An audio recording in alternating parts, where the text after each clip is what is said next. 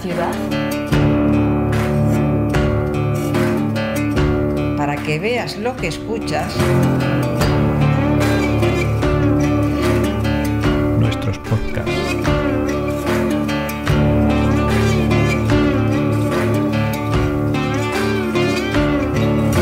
Ateneo de Saberes.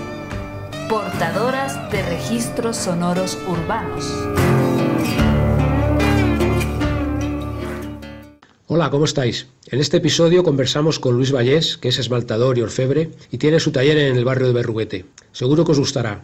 Yo el oficio principal que uso y practico es el del esmaltado.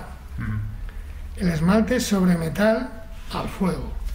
Al fuego es sobre metal porque yo esmalto sobre metales y al fuego porque yo lo meto en un horno y se funde el esmalte encima del metal a unos 800 grados. ¿Las obras que tú realizas son obras artísticas? Bueno, es un poco de todo. Yo no hago una cosa siempre lo mismo. No, es completamente diferente. Normalmente son encargos o cosas que yo fabrico por mi cuenta, que pueden ser de un carácter artesanal, como puede ser una serie de colgantes o de anillos o de cuadros. También pueden ser cosas artísticas, ya digamos ideas mías. Todos son ideas mías, ¿no? A no ser que sea un encargo que venga un diseñador y diga, mira, vas a esmaltar un broche, este broche que quiero hacer, entonces yo hago su diseño, pero también hago mis diseños, ya sean clásicos o ya sean pues modernos o contemporáneos, pues.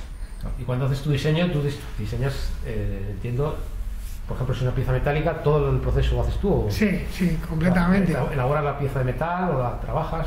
Sí, porque yo, como el oficio, el de esmaltador no viene de mi padre, pero el de orfebre sí, es decir, el trabajo del metal me viene de mi padre, que mi padre pues empezó después de la guerra. Él era un chico de 16, 17 años, empezó en un taller, aquí en Cuatro Caminos, empezó en un taller de cincelado. Él aprendió el oficio como podía haber aprendido cualquier otra cosa, era trabajar, entonces. Y mi padre aprendió ese oficio y lo ha desarrollado toda su vida hasta que ha muerto a los 92 años. ¿En este mismo taller trabajó? En este mismo taller. Esta casa me la construyó mi padre. Pero él trabajó, dijiste, en Cuatro Caminos, exactamente. ¿Había allí algún taller que fuese reconocido o que se conociese aquel taller? Sí, él trabajó en un taller que se llamaba Julio Mirasierras. Era un cincelador de la época que tenía un taller y entonces se trabajaba muchísimo los oficios y había mucho trabajo de esto, porque todo era muy manual. Bueno, por ejemplo, cincelaban de todo, cosas de orfebrería o inclusive tapacubos de coches, de las ruedas. Cincelaban en plan barato, sí. El trabajo era amplio, desde cosas muy finas, pero bueno, siempre era una cosa muy artesana y muy artística, porque... Y cincelar se significaba realmente trabajar el metal. Sí, es repujar el metal, darle un bajo relieve o un grabado al metal. Exacto. Y toda su vida tu padre trabajó de cincelador y bueno, pues se dedicó toda la vida toda la vida se dedicó a la orfebrería civil. A la orfebrería. Más que a la religiosa, a la civil, es decir, juegos de café, soperas, bandejas, estas cosas que le encargaban pues los clientes. Antes eso se hacía mucho, hoy en día esto ya casi no está extinguido, pero vamos. ¿Pero a qué se debió el que fuese decayendo? ¿De que la gente tenía otros gustos? ¿O? Sí, la orfebrería en los últimos años ha decaído por la falta de costumbre en la sociedad. Es decir, que antes, ¿quién no tenía un juego de café en su casa? Pero hoy en día nadie quiere un juego de café en su casa de orfebrería, ¿no? Entonces, bueno, se sigue haciendo la orfebrería religiosa también, eso sí sigue, pero no como en tiempos. Antes, pues que había muchos talleres y mucha gente trabajando en ello. Entonces fue cuando tú cogiste el testigo de tu padre, también empezando como aprendiz de la mano de él, o cómo fueron tus comienzos. Sí, bueno, yo empecé pues yo acabé mi bachillerato y mi padre siempre había tenido la idea del esmalte y yo ingresé en la Escuela de Artes y Oficios de Madrid, de aprender esmalte, dibujo y todo esto. ¿De casa de campo? No, en la calle La Palma, en la escuela número 1 de Madrid. Y bueno, ahí empecé con el esmalte, fue una cosa que cuajó en mí y yo lo desarrollé, porque mi padre no había hecho el esmalte. Entonces yo desarrollé el esmalte y sigo desarrollándolo, aparte de los oficios de mi padre, que también los conozco, pero mi función principal es el esmalte, aunque también sé orfebrería y sé cincelado, porque lo aprendí de él. Y eso. ¿Y los combinas en ocasiones a veces pues se combinan los en un mismo trabajo o ya no? Sí, se combina, yo lo combino puedes hacer piezas, a lo mejor hice una custodia el año pasado y era cincelada y después esmaltada. ¿Era grande? Sí, era grande, era muy grande. Hablabas de que tu padre empezó el taller aquí donde estamos y... Bueno, empezó, mira, en una casita que hay aquí abajo, que existe ahí, ahora mismo hay gente viviendo ahí, en un cuartito pequeño. ¿En esta misma calle o? Sí, en esta misma calle. Sí, ahí nació mi hermana. Y en una habitación de las que había antes, porque eran habitaciones, en realidad, pues ahí empezó él a trabajar su oficio y se independizó inclusive. Después mi padre se fue a la Argentina como inmigrante, trabajó allí su oficio, lo trabajó allí en Argentina, pero enseguida volvió aquí y ya después aquí desarrolló toda su etapa de orfebre y eso. Sí, pues te pregunto esto porque cuando vamos a otros oficios artesanos, muchos de ellos nos hablan de que el taller lo solían tener donde estaba su vivienda, es decir, que la parte de abajo era el taller, la parte de arriba era la vivienda. Veo que también donde estamos parece como que tiene esa misma composición, que fuese también la vivienda exactamente en el sitio donde nos encontramos. Yo siempre, yo ahora mismo no vivo aquí, vive mi familia, en fin, y tal, pero yo he nacido aquí. En este taller he jugado yo con el triciclo, yo he nacido aquí. He nacido aquí y bueno, y mi padre lo construyó esto, lo hizo y aquí me pasó la vida. ¿Cuándo empezaste entonces? ¿Recuerdas la fecha justo en que empezaste a...? Hombre, yo empecé... Ya no como aprendiz, digamos, sino como profesional. Bueno, yo empecé a los 16 años, estudiando y trabajando en el taller. Y después de la mili, lo típico, claro, pues ya realmente ahí empecé ya a ganarme la vida con eso. Pero hubo un tiempo en que coexistían el trabajo con tu padre. Sí, toda la vida. Es que siempre he estado trabajando hasta que mi padre ha muerto, ha estado trabajando. ¿Y recuerdas en esta zona, eso, en esta misma calle, si había otros talleres? ¿O te recuerdas? Sí, aquí a la vuelta había un taller ya un poquito más con más gente. ¿También de orfebrería? De orfebrería. Con obreros, con bastantes obreros. ¿Y no sabes qué sucedió con ese taller? Bueno, se trasladaron a otro lado, cambiaron de sitio. Antes ese mismo local ha sido una cerrajería durante años, ese mismo local, hasta que lo han tirado y han construido, ¿no? Y tal, y esa misma gente ahora están en un polígono industrial fuera. La gente normalmente que eso se ha ido a polígonos industriales. Sí, por las normativas y por todo. Eso, por normativas sobre todo. Claro. Luis, tu trabajo como esmaltador, ¿cuáles son los útiles o herramientas que tú manejas para tu oficio? Para mi oficio, pues el material que uso, el esmalte. El esmalte es una materia vítrea, ¿no? Es decir, que antiguamente se hacía la gente en un crisol, se fundía, cada color se funde con una composición química, pero hoy en día lo compras, haces tus mezclas, tus preparaciones y tal. Entonces, la materia base mía es el esmalte. Y mis herramientas, pues es un simple pinceles, espátulas, y el horno. El horno es fundamental porque hay que fundir el esmalte, 800 grados. ¿Es un horno especial o un Sí, horno? no, es un horno especial para el esmalte. Es un horno eléctrico. Bueno, yo tengo como 4 hornos diferentes y son especiales pues para esmaltar. Pero luego vemos aquí tienes un montón de herramientas. No sé si las sigues usando o utilizando. Sí. Estas son más tipo martillos, ¿no? Sí, son martillos de forjar. Sí. Porque también el orfebre forja. El orfebre forja, es decir, que puede ser capaz de hacer un jarrón, un objeto, una forma, un bajorrelieve. Es decir, que también tú haces trabajos de orfebrería, aparte de esmaltador. ¿O? Sí, más esporádicamente. Mi especialidad es más el esmalte, pero también sé hacerlo, sé utilizar los martillos, la forja, y eso. Son martillos, por ejemplo, los hacía un señor en el rastro de Madrid. Los vendía allí. Los forjaba, los hacía. Los forjaba. Los fundía y los forjaba a mano, eso no existe.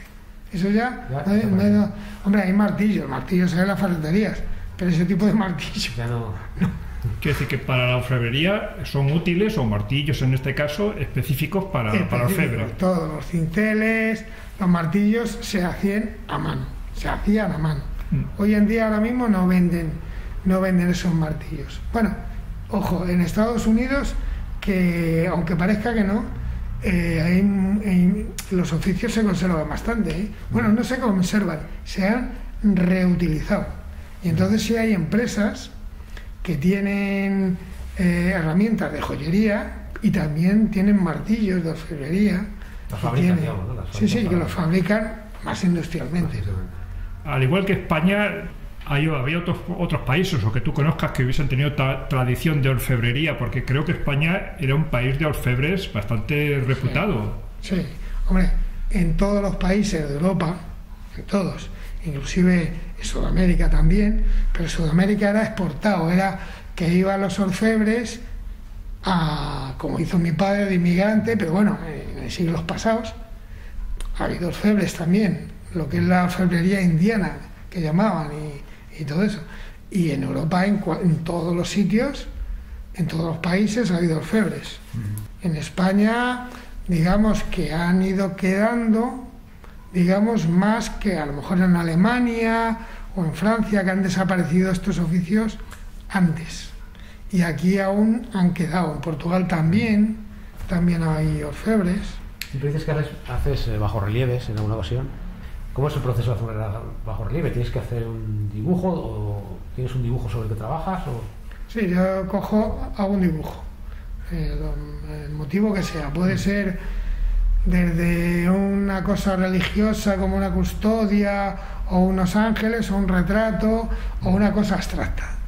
Lo que sea. En lo que sea. Es decir, que tú lo dibujas ese motivo y esa es tu guía. Eso lo transfieres al metal, a una chapa metálica. ¿Como si fuera un grabado? Sí, lo transfieres, simplemente lo calcas. Lo calcas. Y lo marcas. Y empiezas a repujar. Por detrás, por la parte inversa, se repuja primero con un martillo o con cinceles más gruesos que repujan y sacan la forma. Y después le das la vuelta, porque hay que llenarlo de pez, se pega en pez. La pez es una mezcla de resina, como si fuese un lacre, pero claro, en una bandeja grande. Entonces ahí tú rellenas ese repujado que has hecho, lo rellenas con la pez y le das la vuelta y lo cincelas por delante. Y ya como que lo dibujas, lo trazas, lo modelas y haces el dibujo definitivo. Sí, pero es una labor muy, muy lenta y muy laboriosa, ¿no? Sí, es laborioso y es complicado y necesitas ese oficio que sí que el cincelado es un oficio, vamos, que dan muy poco a gente. Sí. Luis, ¿cómo se aprende tu oficio? ¿Existen centros públicos o privados que enseñen esta profesión o es a través del aprendizaje tradicional del aprendiz que va evolucionando con un maestro? Sí, bueno, hay escuelas oficiales, hay por ejemplo una escuela de diseño de orfebrería y esmalte y tal, que es el antiguo Artes y Oficios, y ahí se aprende, digamos, se estudia el esmalte o la orfebrería. El cincelado no. El cincelado no hay ningún sitio para estudiarlo. Y de la joyería, el esmalte, y más bien la joyería y el esmalte. Ya los demás oficios no hay escuelas oficiales. ¿En tu taller has llegado a tener algún aprendiz o alguien interesado en...? Sí, ha habido gente, inclusive del extranjero, gente de aquí, pues que le interesa, y bueno, pues algo, aunque yo me dedico a trabajar, ¿sabes? Pero sí ha habido gente que ha aprendido cosas, ha estado conmigo a lo mejor un tiempo muy corto, siempre muy corto, que tienen ese interés y aún lo hay, digamos. ¿Has tenido encargos del extranjero? Porque creo, viendo tu página web, yo creo que eres un artesano bastante de reconocido prestigio. Sí, he hecho bastantes cosas para extranjeros, sobre todo cosas para catedrales, a lo mejor para puertas de sagrario, sobre todo en Sudamérica, cosas de tipo de orfebrería y esmalte, sobre todo de esmalte religioso. Ahora he hecho hace poco para Roma un sagrario y una custodia, ¿sabes?, que va esmaltada y de orfebrería, en colaboración con orfebres sevillanos. Pues hemos hecho una cosa que ha durado 2 años, y sí, he hecho muchísimos encargos de todo, a todos los papas le he hecho, a Benedicto, a Juan Pablo II, a los reyes. ¿Pero por encargo directo de ellos? No, normalmente soy de empresas que les quieren regalar cosas, o a la academia, les trabajo en la Academia de Bellas Artes, yo les hago la medalla de los académicos. Pues, entiendo yo que ya tienes una reputación, eres reconocido, te llaman y saben dónde acudir en tu taller. Sí, en el oficio pues me conocen, sí. En la catedral he hecho 3 trabajos, en la catedral de la Almudena, de Madrid, y tal, de grandes dimensiones. Tengo una aureola, pues, que yo creo que no hay otra en toda España, porque es que es grandísima, es una estatua de 4 metros, le hice a la Almudena, la Virgen de la Almudena, y le hice una aureola que tiene casi, no llega a 2 metros de diámetro. Sí, una cosa grande. Está en la fachada principal que da a Palacio. En vez de la puerta de entrada, está en la fachada, realmente que la fachada. Y da a Palacio, y hay 4 figuras, no hay 5, y la Virgen de la Almudena, pues le hice esa aureola. Bueno, fue en aquella época, y le hice después otra que está en el interior también, y otra que está en la cripta. De tus producciones, ¿de cuáles te sientes más satisfechos? Pues hombre, a veces, trabajos como este de la catedral, pues es un poco especial, porque es que no es construir una cosa que tiene que ir a la intemperie, que tiene que tener una dimensión, es un soporte que hay que colocarlo allí, que te tienes que subir en andamios, tienes que probar. ¿Trabajo lo fuiste tú supervisando o lo hacías tú también? Lo hacía yo todo. Yo me subí al andamio a apretar los tornillos. Es decir, que eso, es decir, que hombre, es un trabajo, pues que dices, hombre, es un trabajo que queda ahí. Eso queda ahí para siempre, ¿no? Y tal. Después hay trabajos menos, a lo mejor, importantes, pero también cuando lo haces y te queda bien, pues te da mucha satisfacción. Claro. Cuando no, pues te cabreas. ¿Has tenido encargos de restauración o reparación de alguna pieza que sea valiosa? Sí, hemos restaurado, por ejemplo, en el San Miguel de Aralar, pues eso lo restauramos, o después piezas de esmalte antiguo, porque de eso no hay restauradores. Me contó un anticuario que había uno en París, pero el hombre se murió, era un hombre muy mayor, y no hay gente que se dedique a esos talleres, se han ido perdiendo. ¿Esmalte antiguo? Sí, cosas de joyería, de esmalte antiguas, que son muy complicados, relojes suizos, relojes ginebrinos, de esos, por ejemplo, que se hacían en Suiza, o cajas con automatismos. Pero requiere de una técnica especial que ya no se propaga o no se enseña. Requiere saber muchísimo cómo es una pieza, pues son piezas antiguas, muy delicadas, muy costosas, y entonces restaurar eso pues es realmente pues muy difícil. Y bueno, de vez en cuando pues hago restauraciones de ese tipo. Claro, pero por lo que estás contando, son muy contados los artesanos, sobre todo de orfebrería, pero también de esmalte que hay no te digo en España, sino en Europa. Sí, nada, es muy poca gente. ¿Y cómo es posible que no haya una formación para nuevos? ¿Cómo se puede explicar? Hay una formación en las escuelas, pero están enfocadas más bien al diseño, claro, más que al taller. Y entonces el taller, digamos que los talleres de esmalte, de joyería, no, joyería sigue habiendo, que cada vez menos, pero de esmalte, pues hace 40 años se extinguieron prácticamente, como una cosa que había muchos talleres y había gente trabajando en ello. Eso la gente no transmitió, hombre, siempre ha habido alguien que hacía, pero como talleres en sí, trabajando gente y haciendo una labor continua y bien clara, no. Si acaso a lo mejor hay un taller que se llama Arte Granda, este por ejemplo sí, sigue teniendo, yo les trabajo. ¿Es en Madrid o está fuera? En Madrid. Y es un taller muy importante que siempre, y sigue siéndolo, de arte religioso. Ese por ejemplo sigue existiendo. Pero es que antes había gente que hacía relojes, había gente que hacía cajas, que hacía miniaturas y especializados. Y eso pues se perdió. Claro, cuando empezó a venir, digamos, la producción industrial seguramente, ¿no? Sí, lo industrial, la fabricación más mecanizada, más en serie, más barata, ¿sabes? Los gustos también, claro, más modernos, en vez de la cosa tan elaborada, más moderna, más conceptual, digamos. Sí.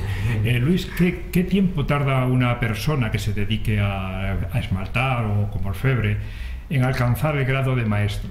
Hombre, requiere años, porque lo ideal en un oficio en cualquiera, es empezar en un taller a trabajar, simplemente a trabajar, a empezar a barrer el taller, a organizar, a ver cómo trabaja los que saben más que tú. Y así es como se va aprendiendo. Si después tienes dotes artísticas, entonces puedes desarrollarlo más allá de un simple artesano, digamos. Aunque lo de artesano un artesano no es un señor que hace una cosita, no, un artesano es un artista, porque para dominar cualquier oficio hay que tener arte, y el arte lo desarrolla es que antes la palabra artista tiene 100 años o tiene muy pocos años, se la inventaron las academias, ¿sabes?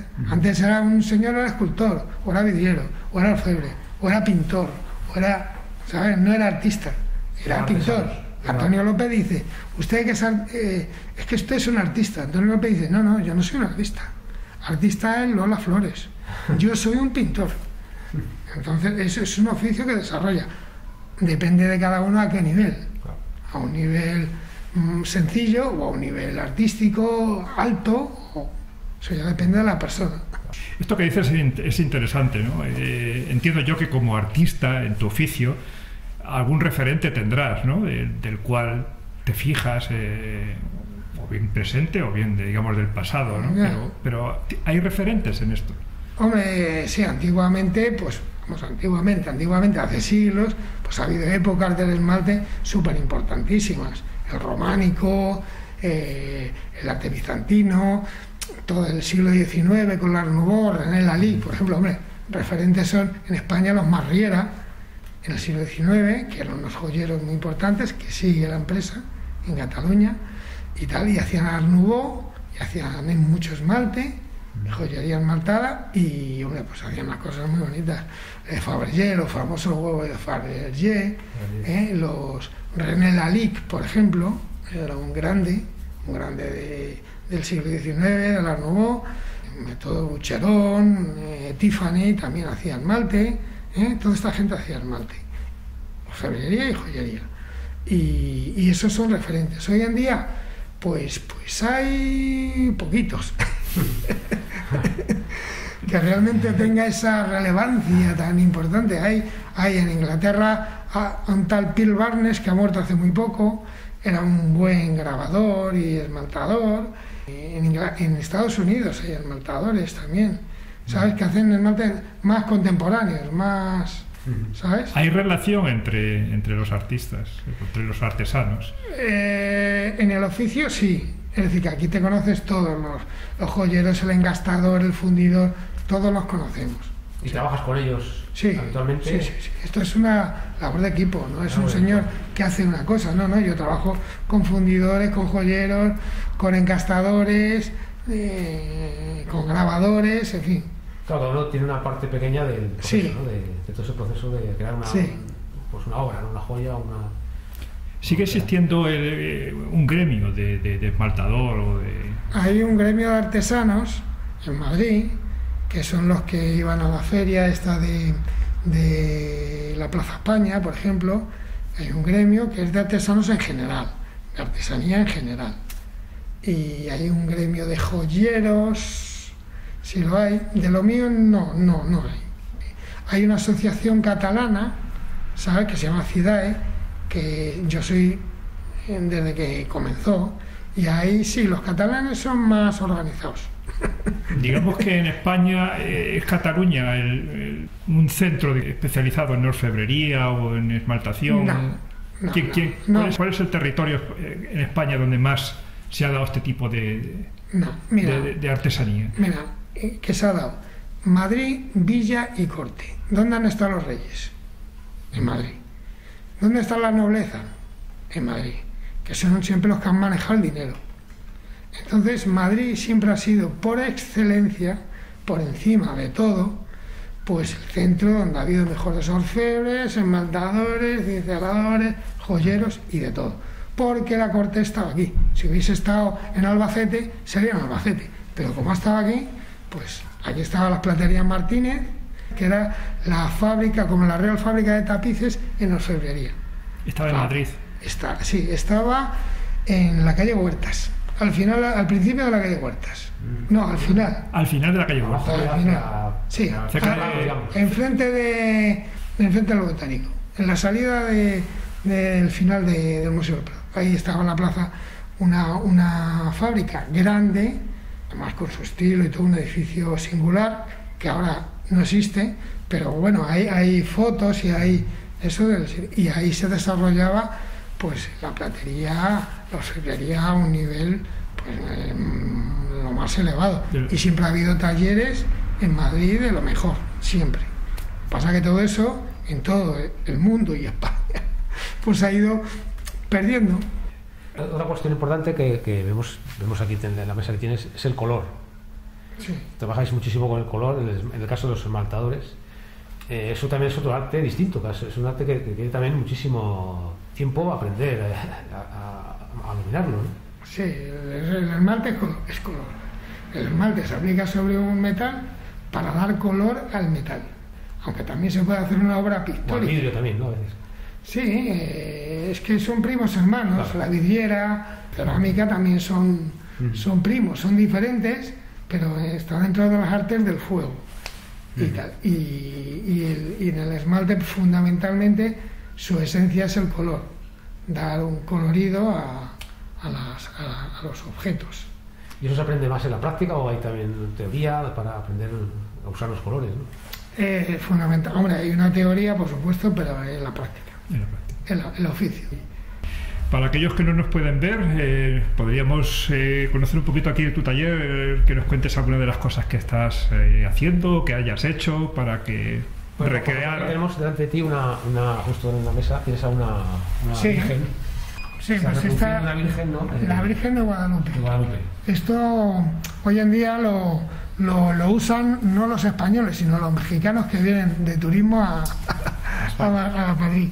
Sí, hay muchos mexicanos, muchos que vienen. Pues esto es un encargo pues de un cliente pues para ese tipo de público. Lo que haces con esmalte, colorear, la plancha, reproducir en color la plancha metálica. Una plancha metálica, ¿no? Sí, son una chapa de cobre. de cobre. Y yo lo trabajo después, se da el color y después se trabaja todos los detalles como una miniatura. Pinta la cara, los ojos, las manos, todos los detalles y queda pues un... Pero esta plancha ya pasa por el horno. Esta plancha ha pasado como 14 veces por el horno. Sí. Se van creando capas y tú... Sí. Sí, hasta 14 o 15. Yo trabajo el esmalte como lo hacía Frangeli con la pintura, o como lo hacía Leonardo, que era todo a base de grisallas y superposición y veladuras. Solamente que con el esmalte, que el esmalte también, algunos son transparentes y se transparenta el trabajo de uno encima de otro. ¿Y hasta cuántas capas o cuántas veces puede pasar por el horno una pieza? Pues eso la verdad es que sinceramente contra menos mejor, pero puede llegar a 17, 18, 20. ¿Cabe la posibilidad de corregir errores en ese proceso? ¿O? Cabe, pero lo mejor es no tenerlos. Pero cabe. Con lo cual la precisión es extrema, ¿no? Sí, el esmalte es de los oficios más difíciles que hay. ¿Por qué? Porque se cuece a 850 grados y no admite rectificación, ¿sabes? El esmalte es un oficio complejo y tiene mucha técnica, química y técnica. Sí. Y laboriosa también, ¿no? ¿Cuánto puedes tardar en hacer completar una obra como esta? ¿Esto cuando te da unos 10 centímetros de alto a lo mejor? No, a lo mejor tiene 14 o 15. 14 por 10 o así. ¿Cuánto puedes tardar en...? Pues no sé, una semana y media, 2. Y el esmalte es laborioso. Hombre, también se puede hacer, vamos a ver, el esmalte es muy amplio. Las paredes del metro que hay hoy en día, lo que están paneladas, es esmalte. Es industrial, ¿no? Es un esmalte industrial. Pero también es un primo hermano, lo que pasa es que es un primo hermano industrial. Sobre eso se puede pintar, se puede cocer, se puede hacer... Pero el resultado no es el mismo que aquí, que es este trabajo... No, eso claro, lo hacen a pistola o por electrolisis, ¿sabes? Es decir, que es un proceso industrial, este es un proceso artesano, ¿sabes? El ruido no hay mientras que tú trabajas con el tema con el esmalte no del esmalte, pero cuando cincelas algún ruido se oye. Sí. ¿Nos puedes recrear ese sonido del... Sí, por ejemplo... Es un yunque, ¿no? Esto es un tas. Un tas. Entonces cogemos una chapa. El sonido de... Sí, el sonido de la forja sería este.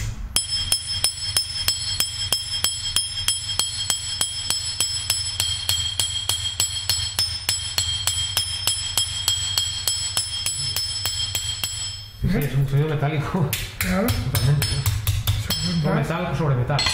Y el sonido del cincelado es con un cincel, una maceta, que es un martillo especial para cincelar, es un martillo con una forma determinada, es diferente. Ya es un cincel intermedio, ¿no? Este es un cincel grande. Es muy digo que es entre medias de la maceta y del sí, cobre, el cincel, claro, el cincel tú lo sujetas con la mano y la maceta lo que... Y aquí vas construyendo la figura en negativo, porque quedará el relieve por el positivo, ¿no? Negativo, y después pues sacas por delante.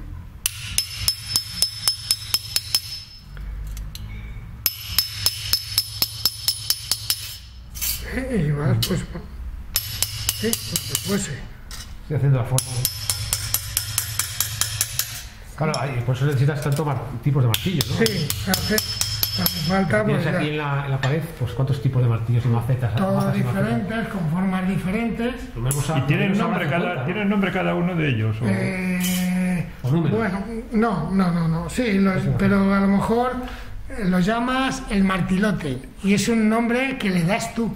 Claro, pues son 50, ¿no? Son cinceles de trazar, cinceles de repujar, cinceles de modelar. Es decir, que cada cincel pues tiene su forma.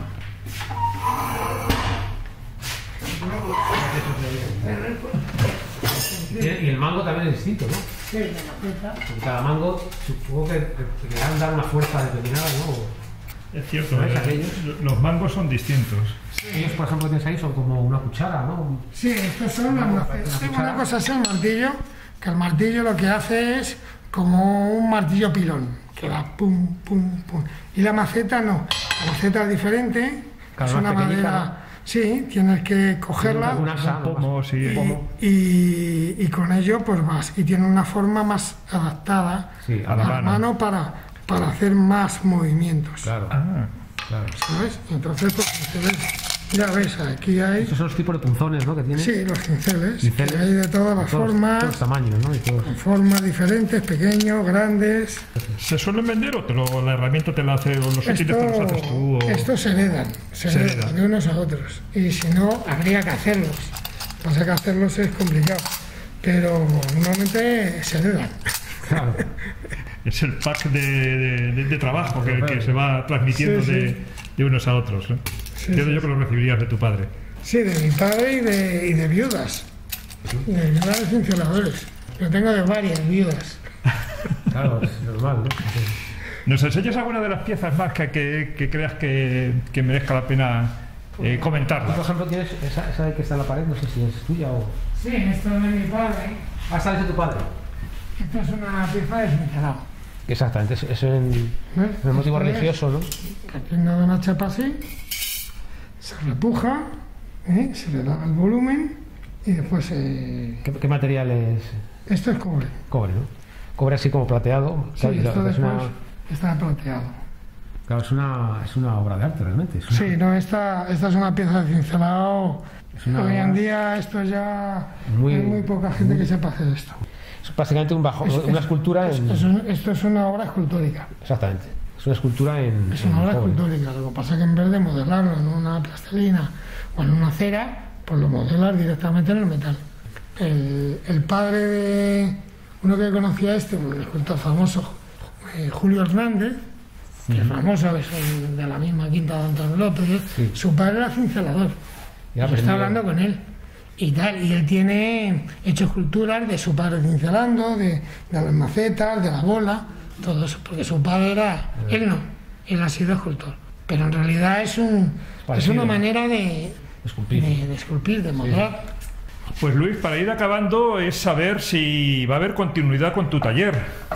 Pues no lo sé, porque mis hijos no, ese es el gran problema de los oficios, que a veces siempre los hijos quieren otros horizontes y en mi caso, por ejemplo, no ha sido así. Yo he seguido de otra manera, pero he seguido. Lo que quieren es buscar otra cosa diferente. También los oficios son muy esclavos, muchas horas, mucho tiempo, y a veces hay gente que no le apetece estar tanto, te tiene que gustar para estar tanto tiempo, ¿no? Pero bueno, como decía un cincelador amigo de mi padre, que ya murió el hombre, dice, a mí el oficio lo que me ha dado es libertad, porque siempre he hecho lo que me ha dado la gana y no he tenido que aguantar a nadie. Eso está bien, es una buena filosofía. Y no sé si ya comentaste antes que has dado clases o... Es cierto, sí. ¿Tienes un taller de formación? No, pero bueno, he dado clases en artes y oficios, he dado clases a los profesores, por ejemplo. A veces he dado seminarios, también he dado conferencias de vez en cuando, ¿sabes? Es decir que... Sin embargo, en el barrio pasas muy desapercibido. Sí, bueno, porque tú estás aquí trabajando y estás dentro de tu casa y no... Pero no tienes ninguna visibilidad de cara al público. No, mi trabajo es yo haciendo mi trabajo. Yo no trato con el público, digamos, directamente. Muy bien, Luis, pues lo vamos a dejar aquí. La verdad ha sido un placer encontrar tu taller, ver todo lo que es esta parte tan artística que tú haces y que lo cogiste incluso de tu padre, y nos ha parecido fantástico pues la cantidad de obras que tienes aquí, que es como trasladarse en el tiempo, porque hoy encontrar un taller como el tuyo, yo creo que en Madrid al menos incluso nos resultaría hasta difícil de siempre encontrar. Hay alguien, pero sí, hay muy poca gente, parte de gente que le guste. Yo tengo a gente, una persona con 84 años que le gusta esto y lo hace y lo practica y tal, y una chavala con 24 años porque tiene esta ilusión y le gusta y también está trabajando en ello. Claro, es decir, que es los dos extremos, ¿no? Pero lo que hace falta es esa ilusión, esas ganas, esa ganas de hacer algo. ¿Y crees que el arte de orfebre desaparecerá en algún momento o No. siempre habrá gente que lo haga? No, España va por detrás de muchos países. Y de Europa, hombre, no en inteligencia ni en ingenio, no, pero en otras cosas sí. Y fuera de España, sobre todo en Estados Unidos, hay un movimiento de resurgimiento de todo en plan contemporáneo. ¿Y crees que eso puede también llegar a España en algún momento? Sí, hombre, yo ahora mismo estoy en un proyecto que se llama Denisova, que es de un concurso de joyería contemporánea, y le he sido jurado este año y tal, y bueno, pues ha venido gente de todo el mundo y ha puesto a mi nivel joya ahora mismo, y bueno, hay gente de todo, desde un señor que es un patriarca de toda una familia, a gente súper joven, haciéndolo porque le gusta, porque quiere desarrollar eso. Es decir, que no, mientras haya alguien que tenga ilusión por hacer, eso continúa. Lo que sí es difícil es el taller, como ha sido siempre, el oficio que se aprendía desde pequeño. Eso es lo que es muy difícil. Bueno, pues tenemos que así también la empiece a ver, ¿no? Eso esperamos. De nuevo, Luis, muchas gracias.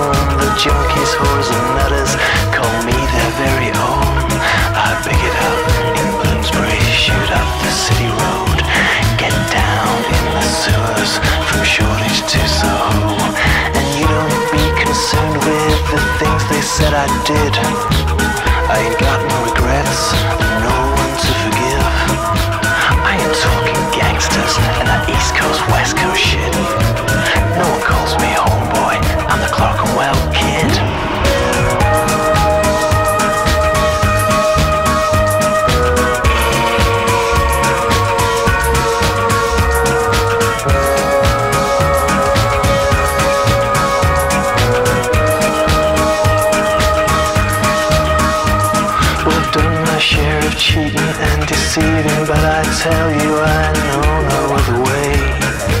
So please believe me when I